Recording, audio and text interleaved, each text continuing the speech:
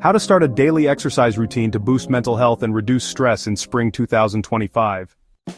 First, make a short routine that fits into your day, like a 10 to 15 minute morning walk or light stretching.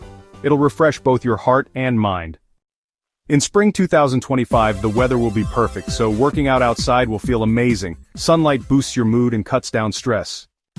Set a small, realistic goal for yourself, like exercising for 20 minutes 3 days a week. Gradually increase it once it becomes a habit. Play some music or a podcast to keep it fun and avoid boredom. Team up with a friend or a small group for extra motivation. Just a bit of movement releases endorphins, which chase away tension and bring happiness. Most importantly, don't force yourself. Pick what you enjoy, like dancing, yoga, or cycling.